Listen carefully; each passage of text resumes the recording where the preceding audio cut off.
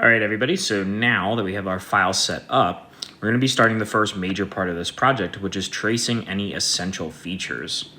We're really only going to be using one tool for this entire part. We can kind of start getting the hang of using it then, in my opinion. And that's going to be the technical pen.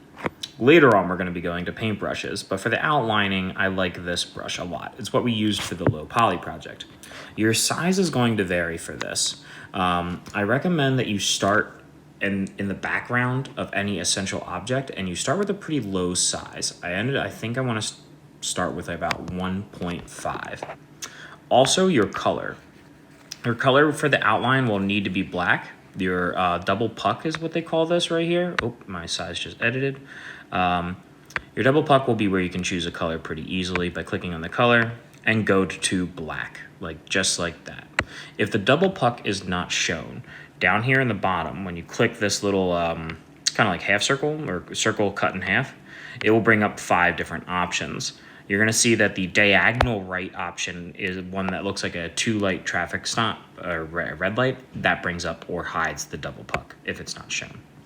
All right, so now that we got the technical pen, we have the size of around 1.5 for background objects. I'm going to zoom into my pagoda, and I'm going to start outlining very carefully essential features for this object. It is up to you what you include and what you don't. Oops. The lines do not have to be complete either, by the way. If you ever want to leave gaps like that, that is totally fine. We'll fill them in later, but you do want to outline all essential objects, like so. As you go to more forward objects, stuff that's closer to you in the photo, I would like you, this is a great way to increase and decrease your brush size, by the way. I would like to increase your size to somewhere around 3.5. Don't just jump from 1.5 to 2 or 3.5. Slowly move it up as you move forward. But by the time you're here, you can start making these lines look bigger.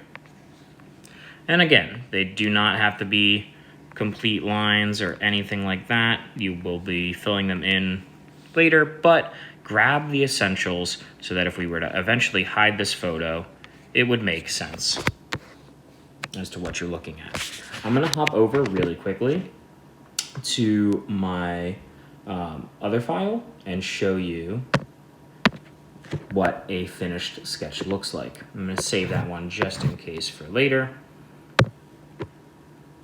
And we're gonna open this and take a quick look before this video is out.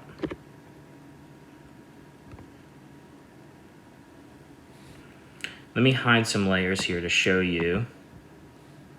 This is my completed outline. A couple things that I want to talk about in this completed outline. If I bring the photo in, you're going to see that there's a few things I didn't outline, and I want to highlight those for your individual videos or your individual projects. In here, the cherry blossom, I did not outline it, like the physical flowers of the tree. I also did not outline cloud features, but what I did do on 2 separate layers right here that I'm selecting, if I eyeball them both in, I did them with different colors because they're only for my reference. They will not be in the final product. I kind of made a note of hey, here's where the clouds change. Here's kind of where the cherry blossoms are. If you have any trees that really have a lot of that you can really see through like you can on this cherry blossom, don't draw it with the black line, just draw it with a temporary line on a different layer. Later, by the end of this project, we're going to be deleting that layer. When you have these things, ask me individually for if you should outline them or not. But this is our finished outline ranging from 1.5 to 3.5 with the technical pen. Figure at least a full class of working on this to complete this. All right, guys, take care.